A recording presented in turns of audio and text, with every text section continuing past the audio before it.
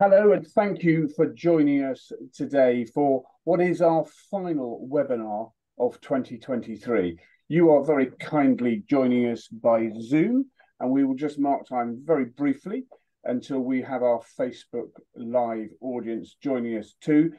We have one poll question this evening, and the joy of being by Zoom is that you can take part in that poll. And a very warm welcome also to our Facebook Live viewers for our final World Horse Welfare Wednesday webinar for 2023, with a wonderful focus around dispelling some common nutrition myths. Nutribaloney, that's a word which we're going for Oxford English Dictionary next year.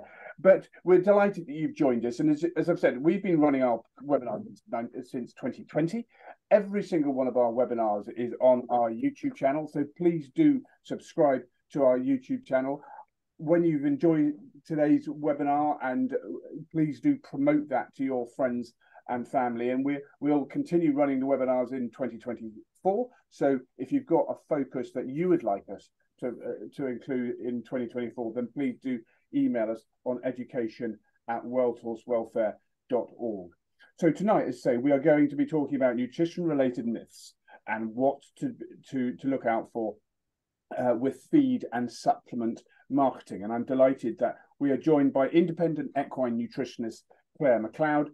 And Clare is joined by Director of Nutrition for Bailey's Horse Feeds, Liz Bulbrook. The format for this evening is Clare's going to present for about 25 minutes. Then we've got a short structured Q&A with Clare and Liz. And then the floor is very much open to all of you. So if you're joining us by Zoom, we love interaction. We really even more love your questions. If you're joining us by Zoom, please do use the Q&A function in Zoom. And remember, you can upvote questions that you really like there, rather than repeating the question, just simply upvote it. If you're joining us on Facebook, then please put your questions into the comments function and we'll transfer them across. And we will promise to get through as many questions as you would like, as we can. And as I say, please do share this evening's recording with your friends and family, because there is so much, and I know today will be no different. There's so much valuable and practical information in all of the webinars. So, as I said, please do sign up and email us on education@worldhorsewelfare.org if you have any future topics you'd like. Now, what I need to do is share my screen, and I've done that. Stage one complete. So that's where you're at, dispelling common nutrition myths, Nutribaloney. And we just want a quick poll question for you to start with. How many supplements do you feed your horse? And there's options there. There seems to be some slight issue with, if you can read that, it's 0, 1, 2, but the bottom two options should be 3 or 4 or more. So I'm sorry about that. So 0, 1, 2, 3, which is the fourth option, and then the final option is 4 or more. We seem to have gone into some sort of binary Morse code on this one. So if you could answer that, that would be brilliant, and we'll come back to that in a second. Now, I'm delighted to introduce you to Clare Macleod, who is an independent equine nutritionist and has had a lifetime of experience within the world of nutrition, and is registered with the Association for Nutrition. And one quirky fact, I didn't actually ask Clare where, but she grew up in a place there was no road access. We walked over the hills or used a boat, and my dad had to transport my pony's feed by boat. So that's a wonderful. So that was a fairly far-flung part of the world, and maybe Clare will tell us in a minute where there is. But before we do that, to see if you've been paying attention and we can get on to the poll answer, Basil, could you give us the poll answer if that's possible? Sent an image, right? Okay, hang on, we're doing it. Okay, fine. So, what have we got? It's not showing up on your screen, but I can assure you that about 1/3 of you don't feed any supplements. and a good number of you, over a third, over half actually, feed 4 or more. So a real spread there. Actually, I think that's the biggest spread we've ever had in any.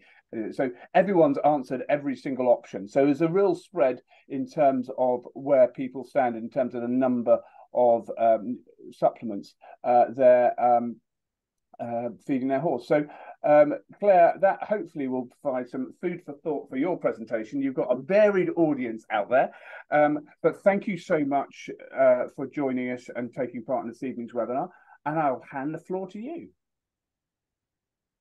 Thank you very much, and thank you very much for having me, Rolly, and it's always a privilege to be able to spread my word. Really, I don't take it for granted, so it's lovely to be here, and thanks to everybody who's given up their evening to listen to all this information about nutrition. So I'm going to share my screen, and let's just start I'm a lot better at nutrition than technology, so if it takes me a couple of minutes, then thank you for your patience. You're doing well. You're there from the beginning. Yeah. That's looking great. That should, right. Can everybody see a slide, an introductory slide? Excellent, that looks good. You're good to go. So just to answer the question about where I come from. So I grew up in a very, very remote part of the northwest of Scotland, basically top left-hand corner, and of course all I wanted to do was do stuff with horses. There wasn't that many horses up there apart from Highland ponies. So I never appreciated it enough because it was a fabulous, beautiful place, and I love going back up there. But yes, we certainly learned how to get around things because we didn't have a road, we didn't have a farrier. I mean, none of that sort of thing. But I learned a lot from it, which was great. But back to this evening, I've been asked to talk about this Nutribaloney idea. So common nutrition myths busted, and so I love getting my teeth into this, and I've got 4 kind of Nutribaloney statements for you this evening, and then we've also got 3 things to help you assess products. So if you've learned something from something you've read or something on social media and you're not quite sure whether it's true, I'm hoping that these 3 things I'm going to leave you with will help you discern whether that information that you've picked up is actually useful or not. So that's the plan for this evening, and that we should have plenty of time for questions as well, which is really important because then you get to ask what you want to find out about. So this evening, we're going to start with this a few of these Nutribaloney things that I've got for you, and I could have gone through hundreds of them. I've got a list of hundreds, but I have just stuck to 4 so that we don't go on for too long before we get to the questions. And then I've got the 3 things to help you assess products, because as a horse owner or anybody who's interested in nutrition, it can be quite difficult to actually kind of discern about what's correct and what isn't.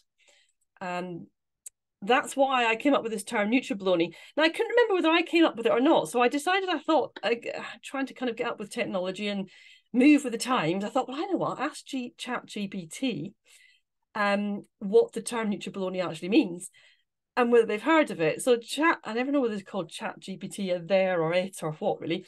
But anyway, I asked ChatGPT and they said they hadn't come across it and it was probably a neologism. So I learned a new word when I looked that up, because it just means a newly coined phrase. So I think it is a new word, but I think it's a really useful word, because the nutri bit obviously relates to nutrition, to nourish, but the Oxford Dictionary definition of baloney is foolish or deceptive talk or nonsense. And I think that's just a really apt way of explaining some of the guff that comes through about nutrition nowadays. And I think I mean, it keeps me busy, which is a good thing, but I think I have concerns, all joking apart, because it's a kind of a funny thing, the Nutribaloney, but all joking apart, I do have concerns that, number one, a lot of these nutrition myths could actually be detrimental to horse welfare. But I do find in my work they can also be quite detrimental to human welfare. That might sound odd, but a lot of these myths and the nonsense that's banded around about horse nutrition can cause horse owners to become quite worried and concerned and confused. So I think that's difficult, because we all want to do the very best for horses. I have horses and we want to be sure that we're doing the very best for them. So when we start getting confused about whether information is correct or not, it can be really quite stressful. So that's why I'm quite passionate about all of this. And I think the term Nutribaloney is really a polite way of explaining exactly what this nonsense is. So I've got 4 different types of Nutribaloney I'm going to go through this evening. It was quite difficult to pick out 4. And a lot of this isn't just coming from marketing of products, actually. The reputable companies are brilliant. Their marketing is ethical. But there's a lot of maybe companies that aren't so ethical, or there's a few companies that aren't so ethical, and there's also a lot of discussion and information on social media and on the internet where these kind of nonsense myths come from. So it's certainly not all from product marketing, to be honest. The first one we're going to have a look at is that haylage is bad for your horse. I had an owner almost in tears about this one because she was so worried about it, which is really quite awful. So that's the first nutrition myth I'm going to hopefully crush for you tonight. Haylage is bad for your horse. Excuse me. Next one is that concentrate feeds are too rich in starch. So you shouldn't be feeding them because they're too rich in starch, and that's bad for your horse. The third one that I'm going to look at tonight for you all is sugar beet is awful. It's poisonous. It'll kill your horse. It's dreadful. You shouldn't touch it with a barge pole. And then the final one is that sugar matters most. That's the key factor for horse nutrition and health. It matters a lot more than calories or energy. It's sugar is everything. So these are the 4 Nutribaloney facts, or myths, I should say, definitely not facts, that I'm going to go through for you this evening and just explain a little bit more about each one, and perhaps understand where they come from as well, which is quite interesting. So moving on to the first one, like I say, I've had owners that are really upset about this because they've been feeding haylage to their horse, generally with respiratory issues or where they can't maybe store hay successfully, feeding it successfully, and then they've been really worried because they've heard that haylage is really bad for your horse. It burns their insides, it harms their guts, it's really not good for their health. And like I say, I've had owners really, really worried about this. So I wanted to hopefully crush that myth for you, because interestingly, haylage is probably much more extensively researched than an awful lot of feeds or ingredients in horse nutrition. And there's been a fair bit going on in Europe, actually, looking at haylage for horses because of the problems with making good hay with the climate, basically, and drying hay well enough. So for any of you that aren't aware, haylage is wilted and not completely dried and then wrapped, and so it then ferments and it keeps the product. But it's you don't need so many dry days to make haylage as you would hay, good quality hay. So it has been researched extensively, and if it is well made, it is perfectly safe to feed to horses. It's actually not particularly acidic. So I think because it's fermented, a lot of owners worry, and they're told through this Nutribaloney, one of the myths, that it's very acidic, but it's not. It's quite different to silage. I think sometimes owners might assume that it's like silage. It's much drier than that, and there's not as thorough a fermentation. So it's not particularly acidic. It's not going to burn your horses inside. It's not going to give them gastric ulcers. It does need to be well made, so that's partly maybe why this myths come through, in that you wouldn't want to be feeding poorly made haylage, and you've got to be careful that it is well made, because it can be it can be harmful if it's not well made. But if you're buying it from a reputable supplier, and it is well made, it's wrapped correctly, then it's perfectly safe to feed, and it has the benefit of being of better hygienic quality than hay. When we talk about hygienic quality, we mean for in terms of mold, spores and bacteria, etc. So specifically for the respiratory tract health, you'll know this if you use haylage, because your horse has RAO or one of these hay allergies, then the haylage is a better product for their respiratory health. Goodness, I could talk for 3 hours all about haylage, so I need to move on, but to kind of crush the myth that haylage is bad for your horse, it's not. If it's well made, it's a perfectly good forage, and it can have some benefits over hay. It's I love talking about nutrition, so it's quite difficult to just move through these facts quite quickly for me. Anyway, the next one is that concentrate feeds are too rich in starch, and they're bad for horses because too much starch is bad for horses. Well, you can kind of see where this one comes from, because old-fashioned compound concentrate coarse mixes it's kind of difficult to see that. Sorry, that's not great design. 28%. So they were quite high in starch at about 28%. Still a lot lower than your cereal grain straights, these compound mixes, but some of the more old-fashioned ones can be quite high in starch. Now, the thing is about starch, it's getting ahead of me. Some starch is actually quite useful for certain horses in certain circumstances. So all starch isn't bad per se, but there are certain types of certain horses that we want to maintain a low starch intake for. And starch is very calorific. It's not helpful for horses that suffer from insulin dysregulation, EMS laminitis, or who are obese. Also for horses that tie up or have PSSM, rhabdomyolysis, or those that are prone to stomach ulcers. So there are a few types of horses you wouldn't want to feed high levels of starch to, but it's not bad in itself. It's just that horses can't digest high levels of starch. They're quite limited in the amount they can digest. But nowadays, we are very fortunate, especially here in the UK. I know that we've got probably those of you from all over the world joining us, but certainly we're privileged here in the UK to have a great choice of feeds. And the brilliant thing that we have nowadays is we have concentrate feeds that are very low in starch. So Liz should probably recognise this concentrate feed on the right-hand side of the slide because it's Bailey's Ease and Excel. But there are several companies now that make these medium to high energy or calorie feeds for horses, for working horses, for condition, for growing horses, that are all very low in starch. We've got those feeds available to us nowadays, which is brilliant. Some straights are very high in starch, like I mentioned, the cereal grains. We also have straights like linseed that are very low in starch. But when we're thinking about straight concentrates, we have to be very careful about how to balance them. So I've got the illustration just here on the compound concentrate feeds, which are ready balanced for us. So they're an easier way to feed, a more correct way of feeding, unless you know what you're doing with balancing straights. So we can definitely throw that myth out. Concentrate feeds nowadays, you've got a wide range, and you can find very low starch concentrate feeds. If you can't find the information on the label, contact the company, speak to your feed merchant. You can find concentrates that are not too rich in starch nowadays.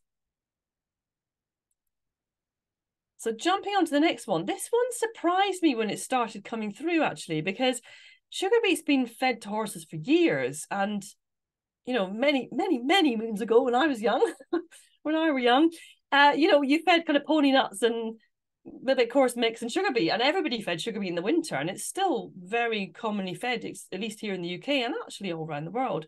I know that a lot of UK sugar beets exported all over the place to for horse feed. So I thought it was interesting that this one seemed to come through. And the thing is, I mean, it's a bit like with human nutrition. There seems, if you listen to every myth or every Nutribaloney statement, you wouldn't be able to feed anything, because, you know, there's somebody somewhere that thinks every single feed is bad. So maybe that's where the sugar beet got bashed about by. I mean, it is a processed feed. However, interestingly, like haylage, it actually is very well researched. So back when I was doing my undergrad degree about 100 years ago, I was working with Derek Cuddiford and his team up in the University of Edinburgh, and they were actually funded by Dalgetty, I think it was, that owned Spillers at that point in time, looking at digestible fibre for horses and actually looking at sugar beet and how it was digested in the horse's gut, and finding out some really great information about how certain types of non-structural fibre, as in the fibre that doesn't hold plants up like you get in hay, is highly digestible for horses, more so than other animals. So they can be really useful feeds, these high digestible fibres like sugar beet. So it's actually a well-researched feed material, interestingly. As I said, it's rich in digestible fibre. It's actually very low in sugar and starch, so it's a useful alternative, and some of the research in America has looked into this. It's a useful lower glycemic alternative for horses and ponies that need to be on a low sugar and starch diet. So it's a really quite useful feed. And it is used in compound feeds as well, in compound concentrate feeds. And interestingly, because it's generally soaked before it's fed when you feed it straight, you don't always have to soak it if it's in small quantities in compound feed. But if it's fed straight and you're soaking it, it turns out to be actually incredibly low calorie per kilo soaked, because it's diluted in water. So if you're feeding a small scoop to an overweight horse and pony to try and get them to eat their vitamins, minerals, or their medication, it's probably one of the lowest calories option that you can find in terms of per gram or per part of a kilo. So it's a useful feed. Succulent, so it can increase your horse's water intake if you feed enough of it, say in the winter when they're on a dry diet or a drier diet. And we know it's safe, certainly if it's from a reputable supplier. I think there was some talk about certain suppliers in different parts of the world from the UK where there was some question. But certainly for those of you in the UK, the sugar beet that's used in animal feed over here will not contain contaminants or processing agents. It is safe to feed horses.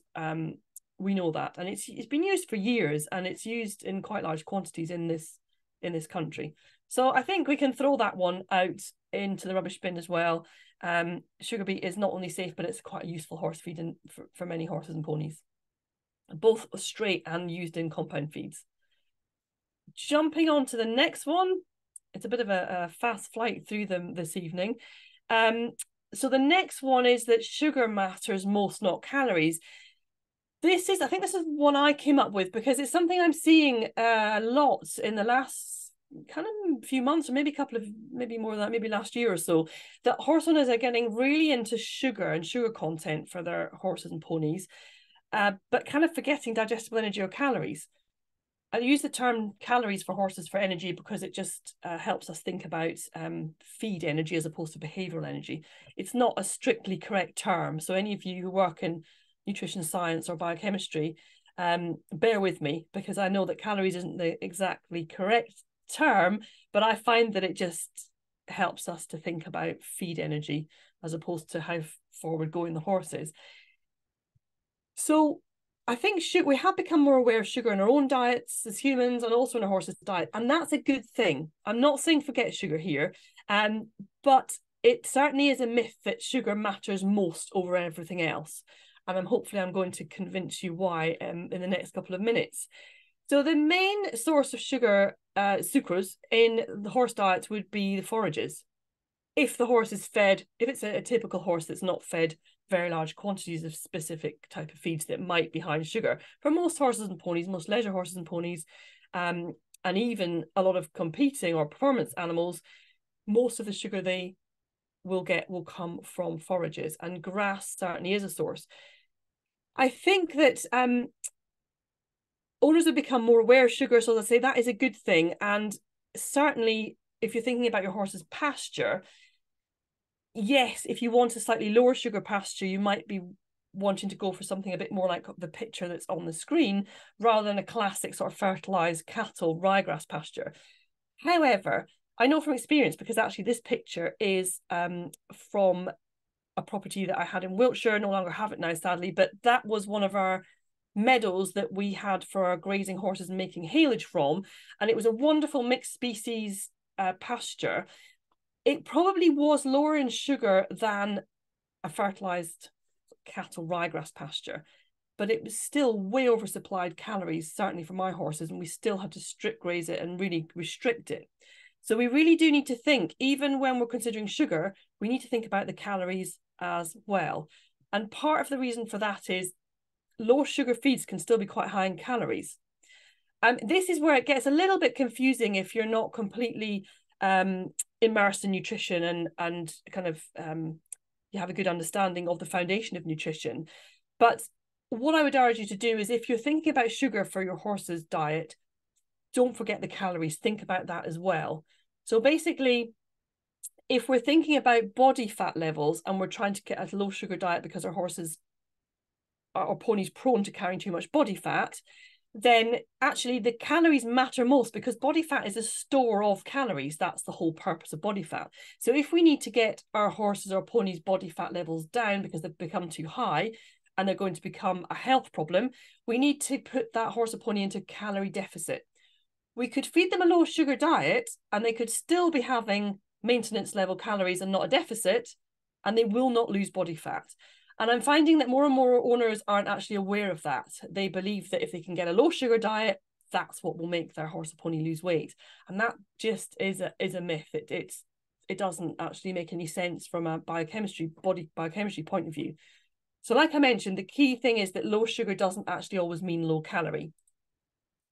And if we're thinking about our horse's diet, certainly I'm not saying forget about the sugar, but always consider calories first. That's where we start when we're looking at assessing the horse's diet and how we need to adjust it to keep them healthy. So it doesn't show up that well either on this slide. For healthy body fat and exercise performance, consider the calories or the digestible energy first and then the sugar. And I wanted to make the point that calories or energy really matters. It's not all about the sugar. You don't forget the sugar, but that's one of the nutrients of a balanced diet. We need to think about calorie intake first when we're considering our horse's body condition, their body fat level, whether that's too high or too low. So that's us flown through our 4 Nutribaloney statements. And now I was going to move on to just giving you 3 things to help you discern whether a product that you are considering is ethical or not, or is Nutribaloney or not, really. And those 3 things, it was quite difficult to pull them out because as a buyer, it's tricky for you. Companies have got very much better at marketing nowadays, and sometimes it can be tricky to work out whether something really is truthful or not. But the first one I would say is, I would always say, ask yourself, is it too good to be true? I think this is quite a good life question, actually. But if you've got a product in front of you, or you've picked up on some marketing or an advert, and maybe it's for a supplement to help your horse, and you're thinking, oh, this sounds a bit too good to be true, that's a bit of an amber light, because if it does sound too good to be true, then it possibly might well be. So that's a bit of a question to ask yourself. Second one is, and this applies to feed and supplements, it's kind of more common in supplements that are maybe marketed ethically, is, are there any medicinal or treatment claims? This is very common nowadays, especially with Facebook marketing, where you'll get some, say, companies that don't even know what the rules are, and they will make quite outrageous treatment claims for products. Now, it's illegal to make medicinal or treatment claims on any kind of feed product, whether that's a feed or a supplement. That's just illegal. So a company that's doing that is either doesn't know the rules, or is lying to get you to buy their product, because it is illegal. And unfortunately, this isn't really enforced. The rules aren't enforced that well, because the authorities that enforce are probably overworked and don't have the resources. So it takes for an ethical and reputable company usually to report the ones that are breaking the rules for it to get for them to get sorted out. So it's buyer beware. There are lots of products that make outrageous medicinal treatment claims still available, I'm afraid. Look out for that, because a reputable company will not make medicinal or treatment claims on a product. And then the third one, I think if in doubt, contact the company. If you're dealing with a reputable company, they'll be happy to hear from you, and they'll be happy to answer your questions. And if you can, take a magnifying glass to the small print, read the information, read the company's website. If your questions aren't being answered from that information, contact them and ask them. Be bold. And I think that if a company is a bit too dogmatic, then I think that's a bit of a warning light as well, because ultimately there are many different ways to feed well. And if a company is telling you that their product is the one and only and everything else is pointless, not good and rubbish, and they're all pulling other companies apart and to bits, I think that's also a warning light, because there are actually many different ways to feed horses well. So I think that those 3 pointers are just a good way of assessing whether that product in front of you is a good quality, ethically produced and sold product. And the key thing, I wanted to drop this slide in, because in terms of nutrition or how a nutritionist works, the key factor always is we're just looking to feed our horse a balanced diet. Now, if you don't know how to do that, there are plenty of resources out there to find how to. You can contact me. I'm hoping there'll be some contact details. You can find me easy. My name's quite unusual. I've got some resources, and I've got some free resources that you can have if you're not sure what we mean by a balanced diet.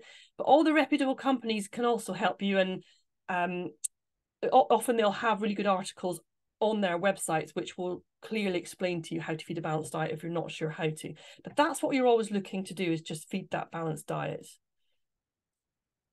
So I'm going to just round up now with what we've gone through, really. I'm hoping that I've thrown a few myths in the bin for you tonight. A haylage is a useful forage for horses if it's well made. Low starch concentrate feeds do exist, both compounds and straight, so you can feed your horse a conditioning feed or a feed for growth or performance without feeding a high starch diet. Sugar beet is a useful feed. It's not awful at all. And calories do matter even more than sugar. So don't forget calories or digestible energy when you're looking at the sugar content. And then 3 things to help you discern, just as a reminder. If you're assessing a product, you can ask yourself, is it too good to be true? That's a warning light. Is that company making medicinal or treatment claims? That's illegal for feeds and feed supplements. So that's another warning sign. And then is the marketing very dogmatic and, you know, this is it and everybody else is wrong? That's also a bit of a warning sign as well. So amazingly, I think I've stuck to time because I can get very carried away with my subject. But thank you very much, all of you, for attention. And I'm really looking forward, and I'm sure Liz is, to getting stuck into all your questions. Brilliant, Claire. That was outstanding, and you were dead on time. That you couldn't have been more accurate. So that's brilliant. And thank you so much. Everyone has been brilliant. We've got so many questions coming in. Do remember on Zoom you can upvote those questions, because obviously we've only got a relatively limited amount of time to get through the questions. So if you can upvote the questions, we'll always try and get to the ones that are at the top of the list. And it's just wonderful to have so many people joining us this evening from Scotland, Wales, England, and indeed you'll see there's a bit of a constant theme when we're in Britain. You know, Linda from a wet and muddy Suffolk, Liz from a wet Devon, and is it Dawn from a wet Manchester. So there's a bit of a theme going on there. But we've also got viewers from the Isle of Wight, the Isle of Man, over in Ireland, across Europe, Bulgaria, Finland, France, Romania, Greece, and Spain, and then across in USA, Canada, and Chile, and then maybe others too. And sorry, did I say Greece? I did say Greece. So thank you very much for joining us. So I'm now going to share my screen again and introduce to you our third. Why is that not showing? Let me just. I can't. Let me just close that down. Sorry, I'm having slight technical issues. Basil, could you share the slide? I seem to have lost it. Let's try that one more time. Basil can share the slide because I can't. Listen, sorry, I've got a picture. I've got a slide showing Liz's introduction. So basically, Liz works for Bailey's Horse Feed and has over 30 years of experience in the horse feed industry and advises horse owners at all different levels. She's an active member, I had to practice this beforehand, of the Beta NOPS working group. Beta is British Equine Trade Association, and NOPS is the Naturally Occurring Prohibited Substances working group, and set to establish the Beta NOPS scheme for reducing the risks of naturally occurring prohibited substances in feed and supplements. And that's obviously very relevant for sport horses, which are tested for substances, and if in their blood that they contained, then they potentially get eliminated and worse still. So it's really important that innocent mistakes through NOPS are not made. She spends free time spent riding her warm blood, now semi-retired event Duke, and walking and trying to train her 2 Labradors. So I'm really sorry, Liz, that I haven't been able to. Oh, there we go. Basil's magic out while I was reading the slide. And one thing you won't, and I did absolutely love this. A quirky fact about Liz: she has a particular fascination or interest in African wildlife, particularly elephants, and the fact that they have 150,000 muscle fibers in their trunk. And did you know you get left trunked and right trunks, just like you get left-handed and right-handed people? The elephants will either have a preference for picking things up on their right or their left, because that's the way their trunks develop and they get stronger down one side than the other. Whether right trunks are 9 times more common than left trunks, as in the case of humans, I don't know. Maybe Liz can tell us that when she joins us. So Liz, it's a very warm welcome to you. So Claire's given us a wonderful sort of, she's busted 4 myths for us. From your perspective, Liz, what's the biggest nutrition myth that you come across, and how do you sort of manage to bust that myth with horse owners? Okay, thanks, Rowley. That's a tough one because, as Claire said, there's plenty of myths out there. The one for me that really pops out because it comes up in so many different scenarios, is that protein's bad for horses, or too much protein's bad for horses. It will get put onto, my horse is excitable, it's getting too much protein, it's got clinical conditions such as laminitis or tying up, and that's got to be protein, or it's making my youngster, he's growing too fast, he's growing too big. And I think this myth has come about because it's linked to confusion over the role of protein. And as Claire said earlier, with the sugar versus calories thing, I think with people get confused between the role of protein and calories and energy and sugars and starch in a diet. And as Claire broke down her Nutribaloney, if we go back to Greek, protein was derived from the Greek word proteos, which means of primary importance. And as such, it's a key nutrient in diets of all our horses. It's a building block of life. So when we come across this myth, I think the thing we have to do is make sure that we can explain what it is in not a big sciencey way, but in a practical way. It's the building blocks of all the body's proteins. That could be your tissues, your muscles, your top line, your tendons, your hair, your hoof, keratin for the hoof. We've got fingernails, keratin. And if we haven't got quality protein, then it's lack of top line. You'll get poor feet, tissue repair, immune response might be compromised. So I think the myth is that because partly, and Claire will no doubt talk about this on labelling as well, legally we have to put on a statutory statement the level of protein in the bag. You don't have to give the energy, the calories.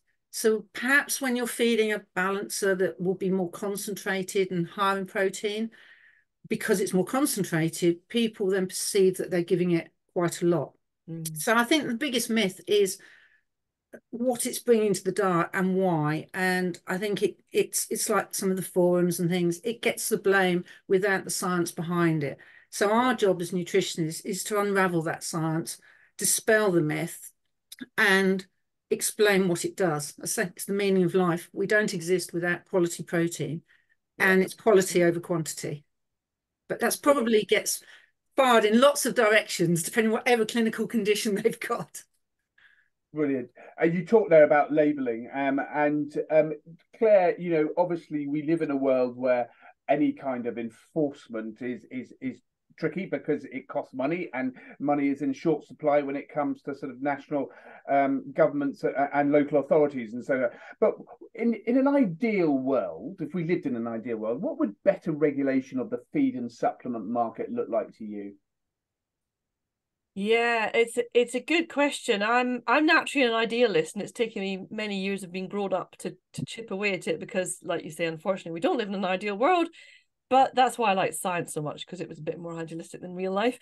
Not that science is not real life, but the boundaries of science. So yeah, you've named exactly what the challenge is. It's the lack of resources. So better regulations of feed and supplements in an ideal world, I think, would be that companies had to get everything checked before they were allowed to sell it and market it.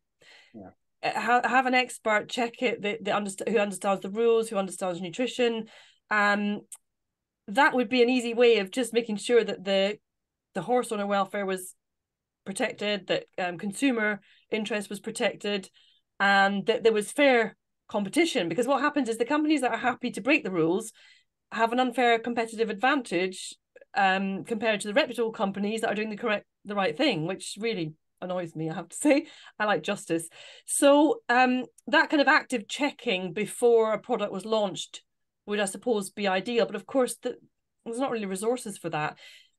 You know, I don't know whether maybe some better way of fining companies that have broken the rules more than once, or you know, some sort of structure where there was some penalty might be worthwhile. Because like I say, basically, you know, per marketing, per labeling, per products, it all waits until another company or an individual reports them to the authorities, and then even then, you know, the resources are so limited that the companies aren't always kind of reminded or told to change their product marketing or sales for some time. So consumers aren't being protected that well, which is why I say, like, buyer beware, which isn't ideal. But it's, you know, feed supplements, they're high profit margins, the supplements, much more so than feed. So it's, I can see why companies do try and push the limits, but it's not fair on the ones that don't, and it's not fair on the consumers or the horses either. Absolutely, fair point. But obviously, it really does stress the important role that we have as horse owners to actually test the information. And actually, if you've got questions and you're not reassured, then make sure you ask either the company itself or, as you say, Claire, and someone, an independent nutritionist or such like. So thank you for that. Liz, Claire's obviously talked about, you know, the thing about false claims. What are the top 3 things horse owners do you think should look out for to make sure that feeds and supplement products aren't making false claims? I think the first thing is that the company should be open and transparent. It should be approachable, because then they've got to answer those questions, so they're not going to make a false claim. I think if something looks medicinal by implication, that is very worrying, because we're not allowed to say that.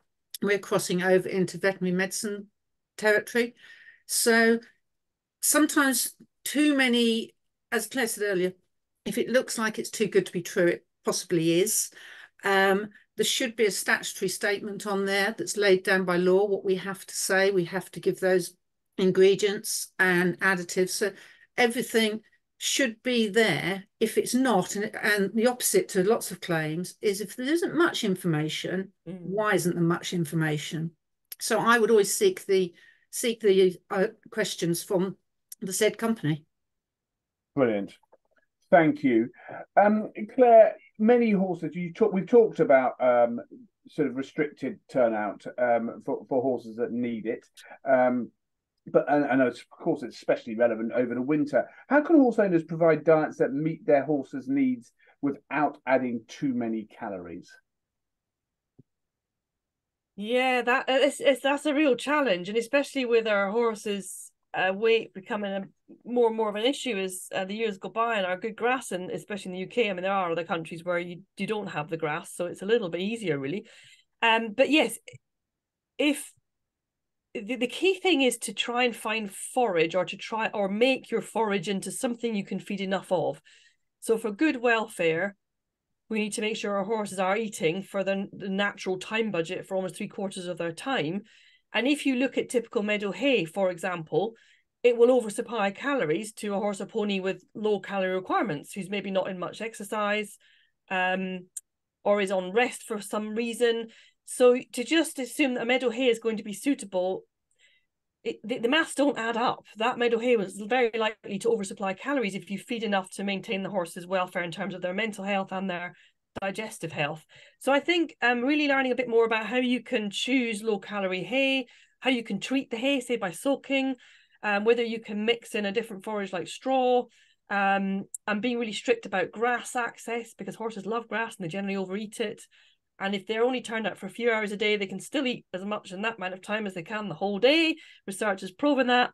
So I've given a whole big list there. I was going to see if Liz had anything to add, but I think it's just being really aware of what your forage is supplying so that you can feed enough of it whilst maintaining a healthy body weight, basically. Brilliant. Liz, what thoughts from you? Well, I think Claire's touched on a lot of them, such as replacing some of the hay with straw, etc. Perhaps also, if you've got a horse that's got to spend a lot of time in, then meeting that psychological and physiological need to chew, is you can provide like stable enrichment, different forage sources, maybe soaking up a cup of something like unmolashed sugar beet, soaks up to a lot of volume, so it's a nice bit of chew time without a lot of calories.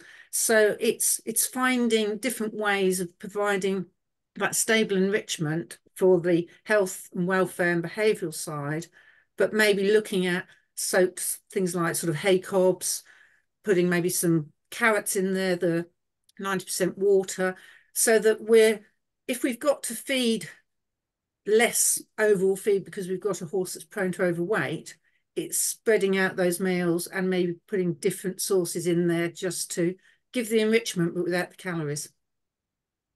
Brilliant.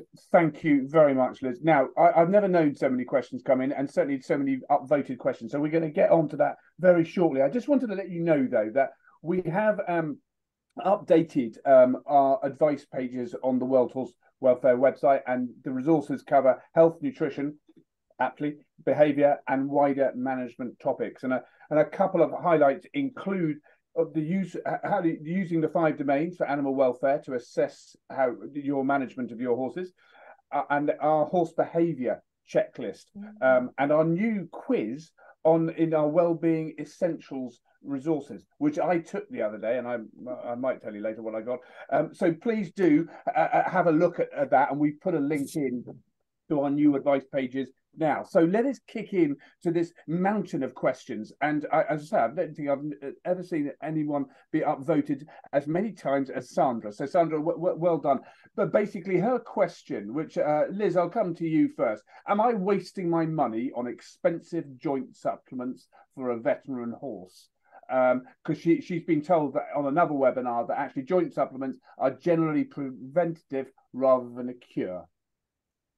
Oh, that's an interesting question. I don't think preventative quite is. If you've got wear and tear, you've got wear and tear. Now, the question, are you wasting your money? Now, there are a lot of joint supplements out there, and some of them have got some good science behind them, and some of them, depending on the ingredients, they're not always bioavailable for the horse to use. My first question would be, are you feeding an overall balanced diet? Take a step back. Do I need that supplement? Whether you're wasting your money on it, are you seeing any benefit when he's on the supplement as to when he's not on the supplement?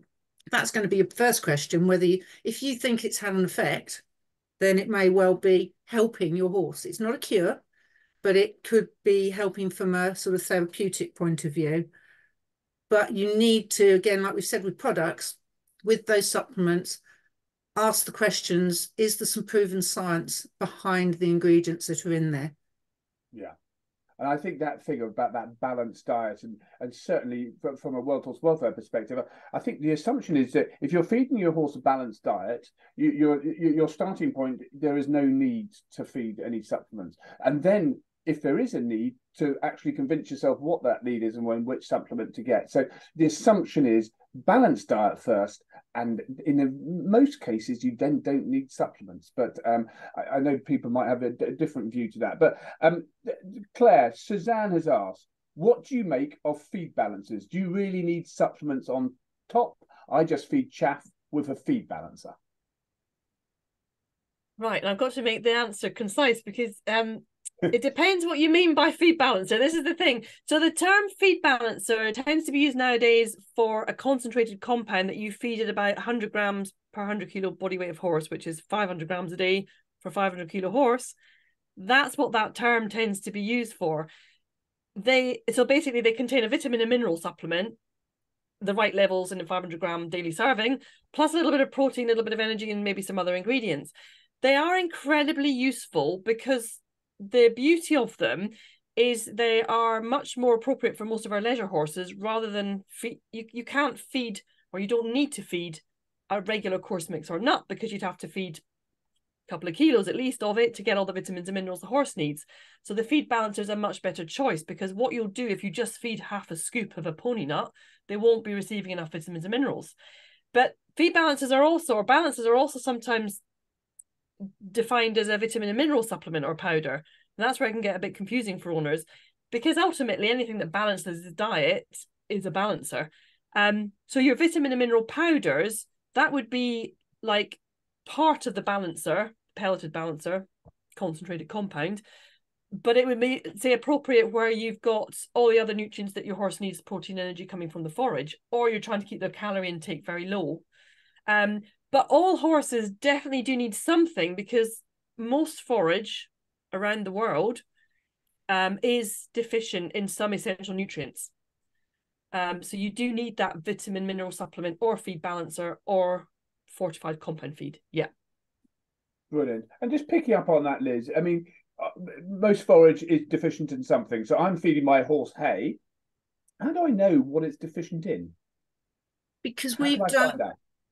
How do you find out? You can ask us, you can go to the literature. We can analyse it if you wanted it. Actually, if you were a big farm like yourselves and you're buying in your winter hay. So you've got the whole batch for the winter, then you could analyse it and we could then tell you where the deficiencies lie.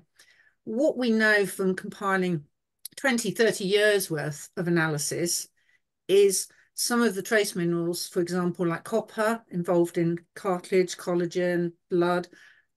Very little forage around the world has got sufficient levels of these trace minerals. They might meet calcium, some of them don't, depends where it's grown. So we can find out by looking at the literature and also speaking to the feed companies or having it analysed if you've got a consistent supply. It's not worth doing if you have hay in this week and then 3 weeks later you've got a different batch of hay. But absolutely, have it analysed if you really want to complement your forage. So sticking on the theme of hay, Liz, Hannah has asked, is it okay to soak hay for 24 hours before feeding to an overweight horse during the winter months? We wouldn't recommend soaking for 24 hours. Ideally, again, research has shown that soaking up to about 12 hours maximum will leach out the some of the water-soluble carbohydrates, the sugars, the starches that you're trying to get out. Over and beyond that, you're not really getting any more benefit of leaching out anymore. But what you are doing is that water it's sitting in, you're getting a microbial load. We've all seen the colour of it when you put it down the drain. So I wouldn't recommend 24 hours, but more sort of 8, maximum 12, which I don't know if Claire's got any further thoughts on that. No, I don't. That's I would agree with absolutely all of that. There is a balance always with soaking hay between getting the water-soluble carbs and the calories down, but not creating a fermentation or a bacterial load. That's your balance you're trying to get to. Yeah. So 6 to 8 hours seems to be that tipping point, doesn't it? Yeah. So good. Claire, Christina's asked. Obviously, you started the calorie and sugar debate. So Christina's asked, how do you explain that there are so many horses that are definitely overweight but get calories below the daily needs and still don't lose weight? Well, that's a good question, but I think you'd have to question what the daily needs are. So if you're learning about nutrition or you're using textbooks, then you'll have an RDA, recommended daily amount of calories or digestible energy for an individual horse. But we all know, if we've had horses, they're all slightly different, the same as people. Some just will burn more than others. So actually coming up with a correct and a real calorie requirement is almost impossible. And that's part of the reason, actually, but interestingly, part of the reason why we don't have a digestible energy declared on feed bags is because it's so difficult. It's a really difficult area to research and come up with accurate equations for both working out the energy in the feed, but also the requirements of individual horses. It's moving on with requirements in terms of like measuring exercise and measuring heart rate and all these other things, oxygen uptake, as to how that affects the horse's energy requirements. But to actually just look at a horse, put them on a weigh bridge or whatever, and then work out what their energy requirements are, that's not particularly accurate or well proven. So you're basically always just adjusting and just monitoring that individual horse or pony. And if they're holding body fat, which is an unhealthy level, and they're not losing it, they just need less digestible energy. Yeah. That's not highly scientific in terms of, well, what about the amount or how do we measure it? But that's the only way to reduce body fat is to feed them less calories than they're going to burn, and then they'll use up body fat stores. Yeah. I mean, it really is as simple as that. So yes, individual variation in energy requirements is real, and there are some horses and ponies that I think one of the researchers in this area called them weight loss resistant, that just seem to hold on to their weight. Ultimately, they would be the ones that survive in the wild. So genetically, they're probably the good ones, even though from an owner's point of view, they're really difficult, frustrating ones to feed. Yeah, and it just takes a long time, doesn't it? You know, we've got a whole series of webinars on weight management, so I'm sure we'll come back to that in other questions. Liz, Sue's asked a question about the feeding of weanlings. She said some say it causes them to grow too fast and shouldn't have any feed at all, only forage. Others say that they need balance of vitamins and minerals to grow appropriately with their bones and muscles, etc. What are your thoughts on Sue's question? Right, that sort of really takes us back to the protein question earlier, and takes us back to the forage doesn't supply everything question. I think if the forage is supplying enough calories that that weanling is not too heavy, then we need to complement it with protein quality, vitamins and minerals. Because even more so, going back to your question of the analysis of forage, we know that no sort of forage alone is going to meet the requirements of a growing youngster. So if they're growing at this rate, we need to support that growth with vitamin, mineral, protein quality support.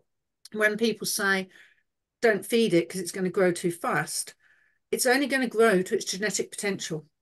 You've got genetics, management, and nutrition, and they all have to work together. But if it's got the genetic potential to be a 16-2 warm blood, it's going to try and grow to be a 16-2 warm blood. And it's up to us to make sure it gets there healthily and correctly with underpinning the nutrition. So I would feed it. Absolutely. So clear. So Summer has asked, how long should you soak hay before it loses nutrition? And we've talked in is that balance of 6 to 8 hours. Certainly no longer than 12. So we've done that one. Summer's also asked, is protein needed in the horse's diet? And I think we can say yes, it is an essential building block that we've covered off. So moving on to Christine's question then. Could you dispel, and Claire, I'll come to you first on this one. Can you dispel the myths around soya in feeds? My horse is on Bailey's E's and XL cubes, and she's had treatment for ulcers for over the past year. There are some lively comments on Facebook around soya. I would love to hear your thoughts on soya and whether it's safe for horses with ulcers. Oh, I'm so pleased someone's asked that question because I get the chance to answer it, and Liz is kind of giggling as well. So yeah, soya and a few other ingredients have been seriously bashed, and that is a classic Nutribaloney. Someone's got on their soapbox about soya and alfalfa, I think, being inflammatory, or you shouldn't feed it for ulcers. There's absolutely no evidence for that whatsoever. Soya is by far the best source of good quality protein, going back to what Liz mentioned, vegetable protein for horses. So unless you want to feed fish meal to your horse, and maybe there's somebody's in Iceland, I don't know. I mean, I'm being a bit flippant here, but soya is by far the best supplier of the essential amino acids that horses need. That's why you'll find it in feeds. There's absolutely no evidence to show that soya is inflammatory or harmful at all if it's fed as part of a balanced diet in the kind of levels that you would see it in compound concentrate horse feeds. And yes, there are a lot of owners now who seem to be looking for soya-free feeds, but there's not really any benefit to their horse. And just to add on to that, actually, I won't go on for too long, but I get really quite excited, or I suppose fired up about this, because I've worked in nutrition for many years now, many decades, more than one decade, and I've only seen horses with or ponies with deficiency symptoms, apart from rescue cases, starvation cases, but deficiency symptoms from non-rescue cases in the last few years, and they've all been due to owners jumping on, not jumping on bandwagons, that's unfair to the owner. Owners picking up these myths or Nutribalonies and trying to feed their horses according to some of these myths, and basically getting their diets really unbalanced. So it's really important that we've got to be very careful when we start cutting out ingredients or cutting out certain feeds. So I'm going to start pointing like a teacher now. But we have to be very, very careful when we start cutting out certain groups of feeds and ingredients, that our horses will still receive a balanced diet. Thank you, Claire. And Liz, just on the supplementaries, I noticed on that question is obviously there's the impact of soya and what its contribution is to our horse's diet. But there's obviously quite an environmental sort of debate around soya. From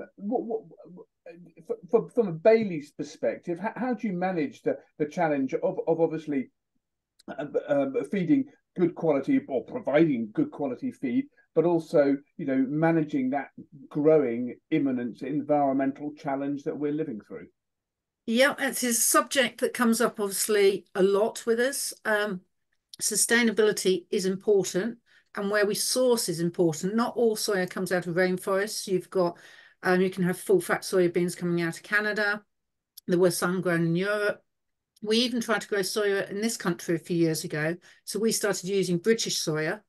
Unfortunately, our climatic conditions, which all of us tonight in the rainy world know will not sustain soya growing. The yields just weren't there. So the farmers went back to crops that they could get a yield from.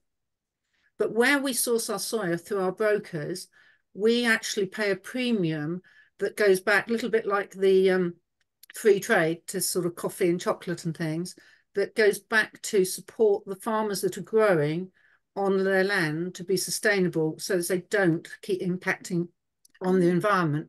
The flip side, very quickly, is that if we don't use that quality protein source, like Claire has said, then I need to reach for some of those key amino acids like lysine, methionine, etc., to put in my product instead to keep the quality there, which means they're synthetically made.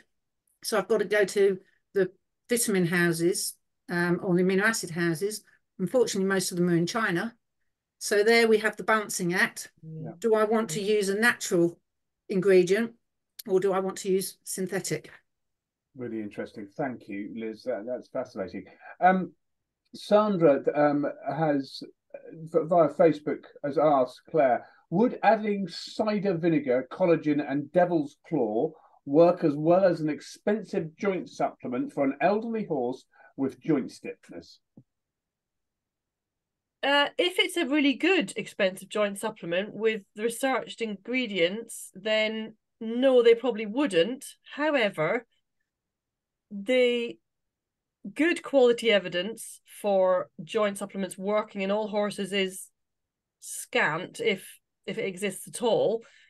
So just like Liz said earlier, with these joint supplements, I would say you almost kind of need to do your own little experiment with your horse each time. You want to buy the product, feed it whilst changing as little else as you can, and then assess after ideally a couple of months, not just 1 month, because there is a great variability in how horses respond to supplements. We don't have good enough science to be sure. That's probably where we are with actual good quality evidence. But some of the more expensive joint supplements do have good levels of ingredients that we think should work in some horses. But then I also have owners that feed back to me and say, oh, I've just had a Boswellia and it's really helped my horse. So I think you do have to try for your own individual horse and individual situation. I'm afraid that's really the only way you're going to find out whether it's help your horse or not. Thanks, Claire. Dawn has asked Liz, is pink mash better than sugar beet for a horse with equine metabolic syndrome? The only main difference would be obviously the pink mash in theory should be a compound feed, so it should have vitamins and minerals, etc. in it. Your sugar beet, unmolashed sugar beet for an EMS horse or a PPID horse just needs a bounce of pudding to it, and then your two things are virtually the same. But they are both low starch feeds. Brilliant. Thank you. Jane has asked Claire, if you're feeding a balancer and a mineral supplement, which is best for a fat pony, a low-calorie chaff or sugar beet?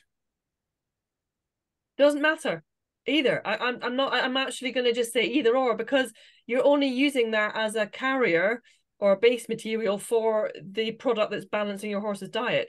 So I'd say go with the one that ensures that that horse or pony eats the product you bought to balance the forage, so the most palatable one.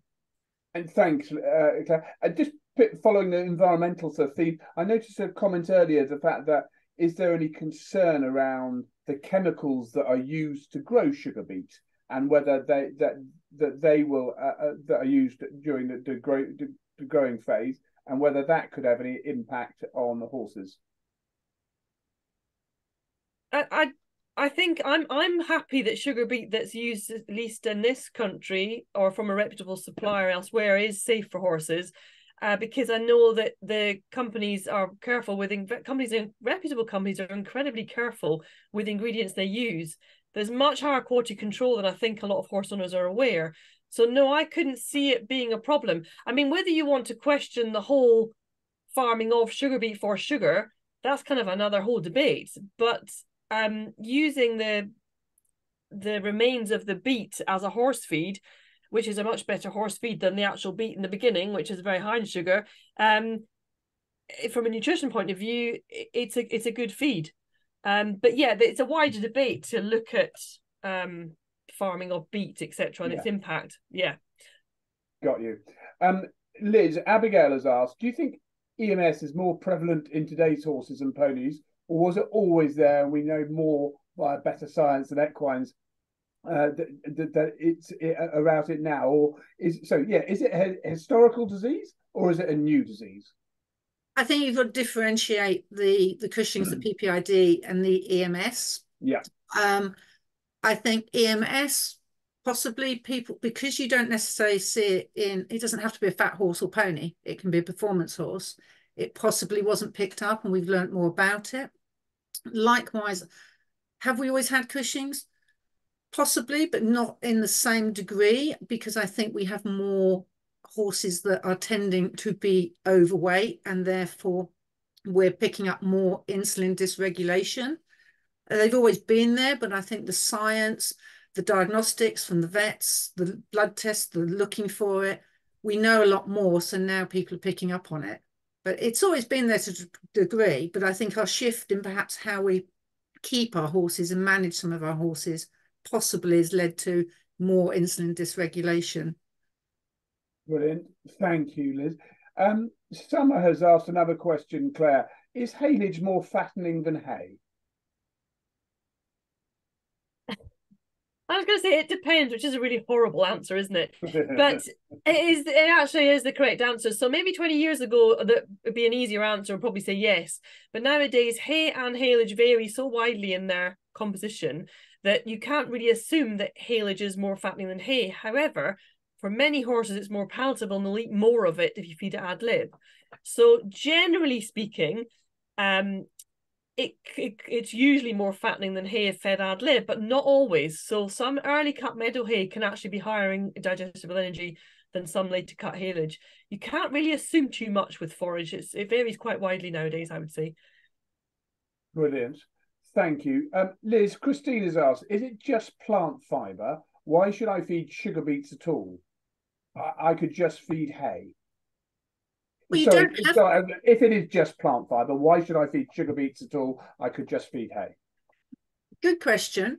But sugar beet offers, because it's what we almost call a super fibre, it's got water holding capacity in the gut. So if you're feeding maybe an endurance horse where you want to be able to keep it hydrated and you can't get a high volume of hay into it at the vet gates, you might use a bit of sugar beet, unmolassed, so that we keep the sugars down. If you've got good quality hay for an average horse, you don't have to use sugar beet, but it is an alternative fibre source, especially if you've got a horse that's challenged with its teeth. You know, it's got dental issues and it perhaps can't eat long fibre, then another reason to use it. But you don't have to use it. We just use it because it's a great way sometimes of getting powders into horses, just getting them to maybe eat things, medications, or just adding, as Claire said earlier, another fibre source to the diet. Yeah, brilliant. Love it. Claire, Katie's asked, what is the risk of colic when feeding oat straw? Yeah, that's a good question. I can't give you statistics off the top of my head, but I can tell you that, again, we've had more research about or looking at horses and ponies being fed straw, which has given us a confirmation that as long as it's introduced gradually, so that the gut has time to adapt to it, it's a very different fibre source to hay, and the horse or pony has good dentition, so they can chew it well, and they've got free access to water, and it's good quality oat straw, then as far as we know to date, that won't increase the horse or pony's risk of colic, as long as it's a maximum of 30, maybe absolute maximum of 50% of the diet. So I have got some owners that feed just straw, and in some parts of the world they'll feed horses and ponies are fed just straw, but because we haven't got kind of enough data on it, we tend to say about 50% of the diet. But as long as you're feeding it with all these factors in mind, research to date shows that no, it is a safe forage to feed. Brilliant. Christine has asked, Liz, how is haylage produced? I thought it is a fermentation process using lactic acid and bacteria, and does that have an impact on the horse's gut system? Right, the haylage is produced, obviously, the point of haylage is it's cut, obviously, it's baled while it's still got a moisture content. The ensiling process causes the sugars there to ferment and preserve that forage plant, if you like. It is just grass, but we're preserving it.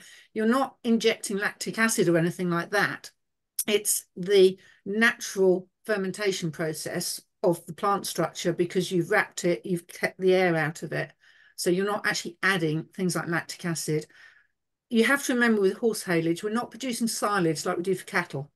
It's not sort of 30% moisture, really, really acidic. It's almost a semi-wilted hay, but it's a way of preserving it, particularly if you have got the weather we have in England and you can't cut your hay and wait for it to dry and cure. Yeah, brilliant. The good news is we're answering lots of questions. The bad news is lots of questions are still coming in, so we're further behind than where we started, but we're doing well. So thank you for that. Now, why has that disappeared? So let me just go back up to the top of the list. Sandra has asked, and we've sort of covered this already. Do joint supplements really work, Claire? So I would say is we don't have the scientific evidence to know either way. And that's not a cop-out question. That really is the truth of where we're at. I mean, there's been a couple of little studies done on certain products, but they're not what I would class as very good scientific evidence. So my non-scientific answer would be it depends on the individual horse in terms of the feedback I get from the hundreds of owners I work with. So I don't think we can answer it personally. I don't think we can answer yes or no. And it depends on the individual horse. And we don't have the scientific evidence to be sure yet. Brilliant. Liz, have you got anything to add to that? No, I think it's also looking at, rather than just calling it a joint supplement, is if there's evidence about green lipped mussel being anti-inflammatory, hyaluronic acid, glucosamine, all the different factors that go into joints, then you could say, well, yes, that one might actually work. If it's just got one ingredient, if the horse isn't actually missing that ingredient, then it probably isn't going to work. Brilliant. Excellent. Sandra's asked, Claire, what's your opinion on CBT, cannabidiol for horses? We don't... Oh dear, it's another, it depends. No, we don't have enough evidence yet. We don't really have very much scientific evidence at all. There's been a few studies done, but they've been funded by suppliers or manufacturers, so they've got a conflict of interest. We have to be a bit careful of that. So I think we just don't know is the honest answer. It might well turn out to be quite useful. I've got a few owners that swear by it, that's helped their horses. Some of the products available for horses have very little in. It's more like a human's daily serving rate, which I'd be a little bit maybe cautious about, but maybe less works in horses than humans. So the answer really is, well, it's too early to know in terms of information that we've had from horses or any good quality evidence yet. So it's a. Can I just add to that? Go on. Yeah, go on. If you're competing, remember with my NOPS hat on, they are prohibited under the FEI and BHA lists. So if you've got a leisure horse, maybe, but certainly not if you are competing under a regulatory body. Really good point. Thank you, Liz. Yeah, no, excellent. That's teamwork at play. Love it. Liz, Gillian's asked, what oils are best for helping with coat quality, and can too much protein cause lumps? Okay. Oils, when we're looking at coat quality, we're probably looking more at things like flaxseed, like linseed, because you've got good omega-3. We tend to use combinations of oils, so we get omega-3s and omega-6s. A little bit like in humans, we've all been told to eat a little bit more fish and fish oils. So a combination, or things like linseed oil, are good.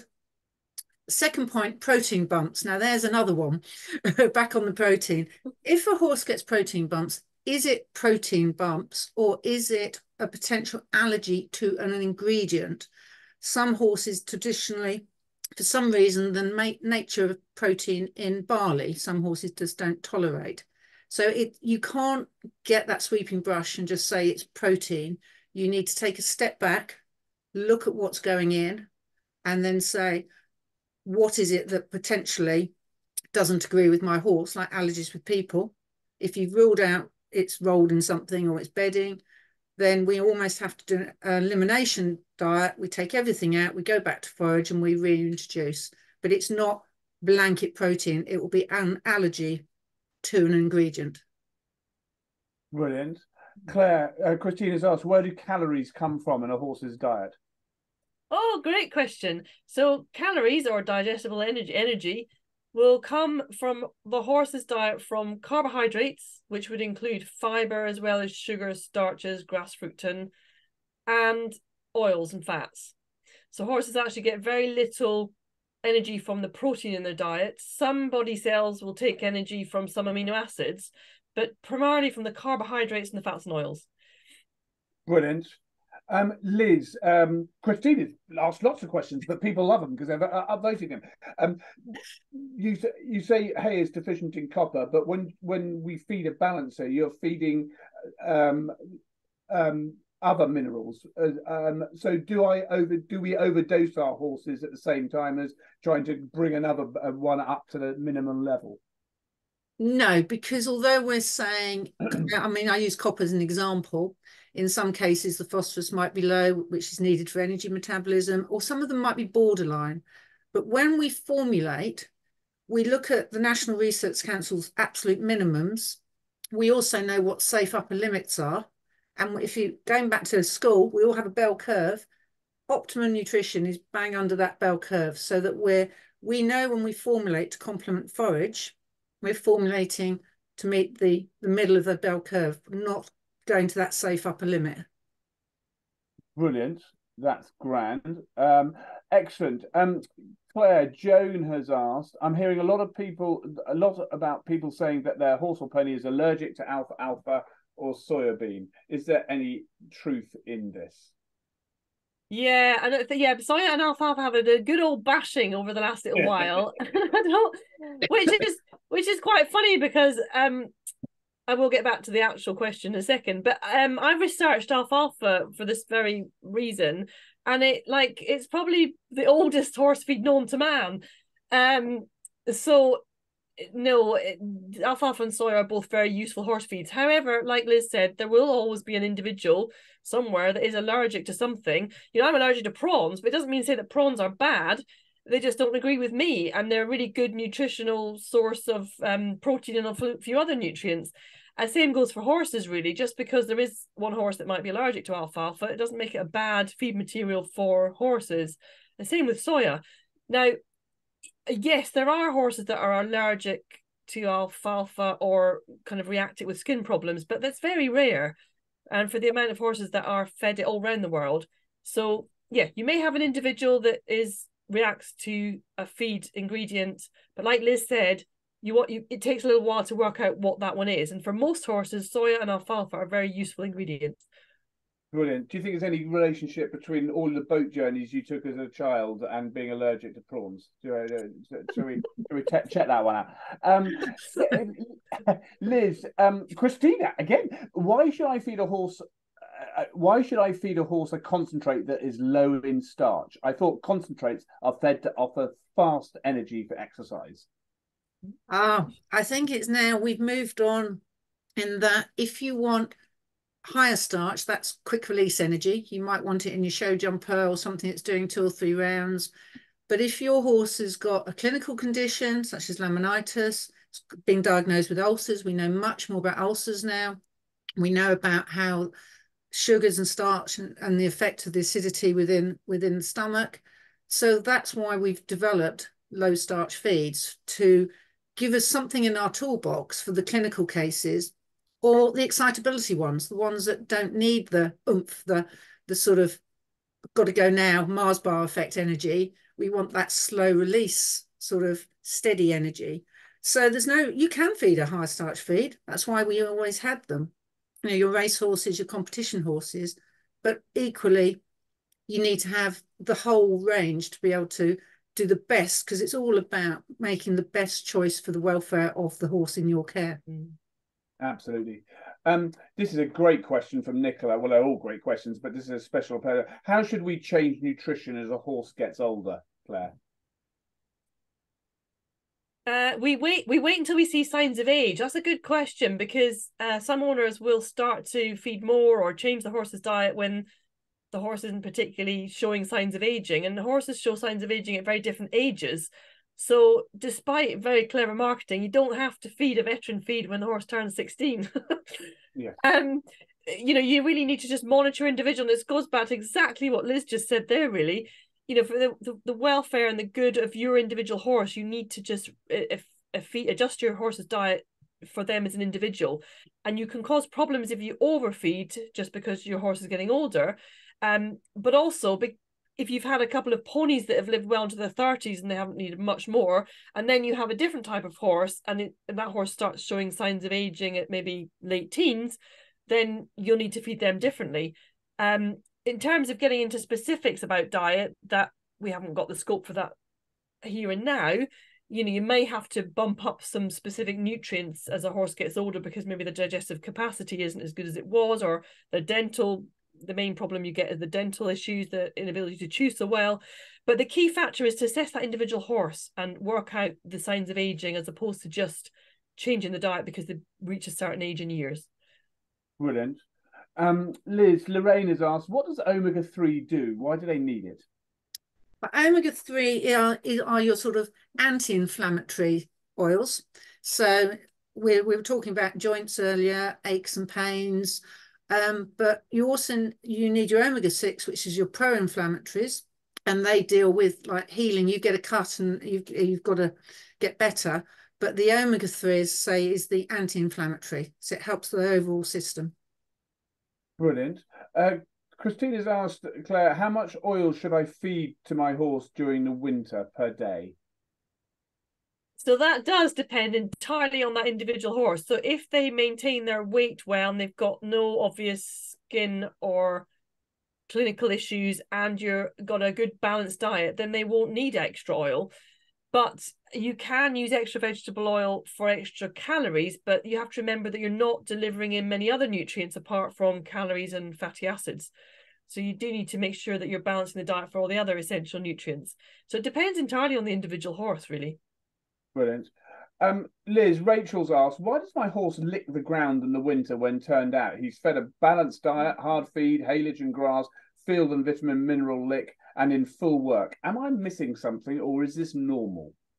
It can become, it can start with them looking for something, maybe additional fibre, if everything at the moment, like it's very wet.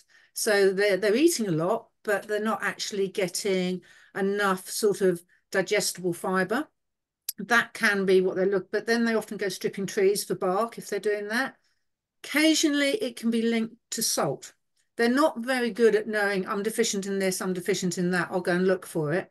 We do know they're about 90% capable of looking for salt. Like people, we all got slightly different tolerances, or whether we like salty food or sweet food. So sometimes they can be doing it for that, in which case I would just put a rock salt available to them rather than a vitamin mineral lick. And then some horses, it starts to become a formed habit. Brilliant. Thank you. Claire, are there any proven benefits, this is from Anne, to feeding garlic? Any proven benefits feeding garlic?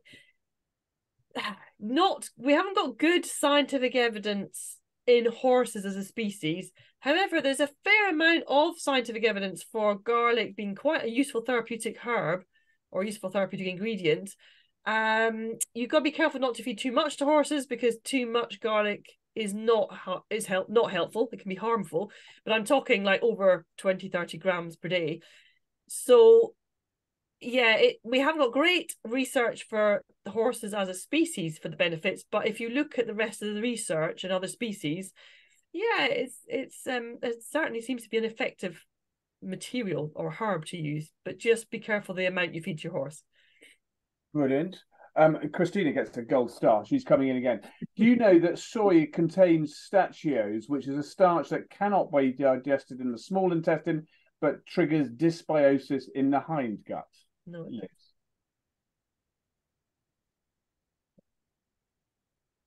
So who's it aimed at? So that was Liz. Liz. Yeah. I mean, certainly the soya, I've not seen, if there was enough evidence of that, then it would be in more clinical reports.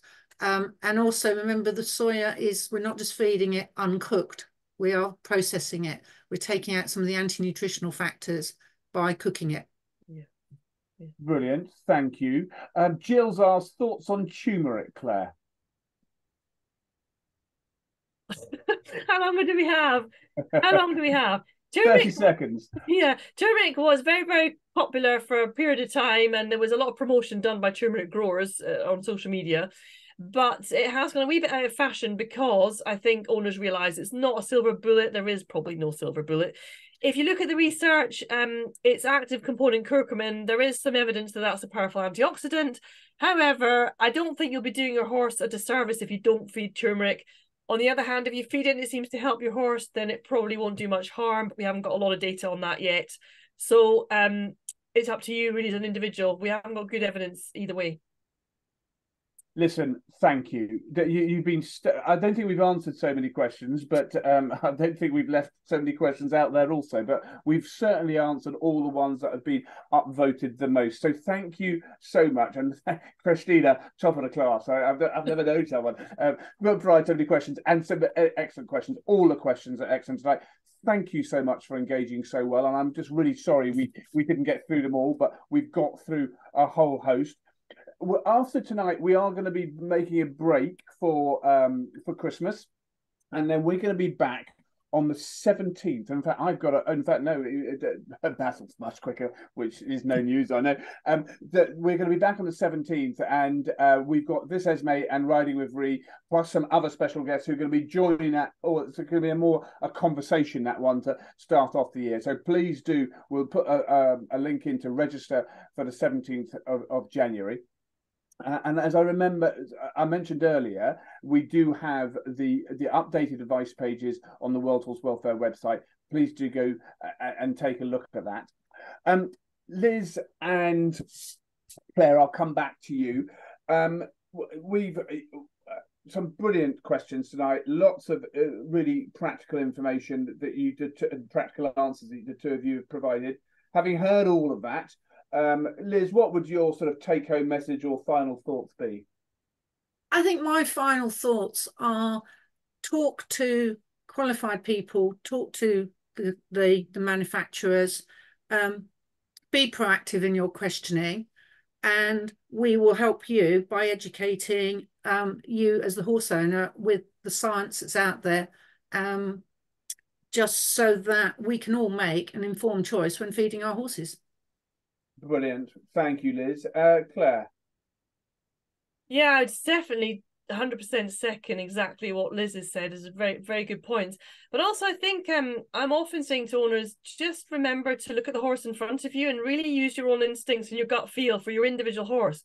Because I think owners, in their really good intentions of trying to look after their horses well and keep their welfare up, can sometimes start to impose their ideas and forget to actually look at the horse in front of them. And we need to keep assessing our individual horses and monitoring them and assessing them and monitoring them. And remember that they've got a lot to tell us if we just make sure that we keep listening and monitoring them as individuals.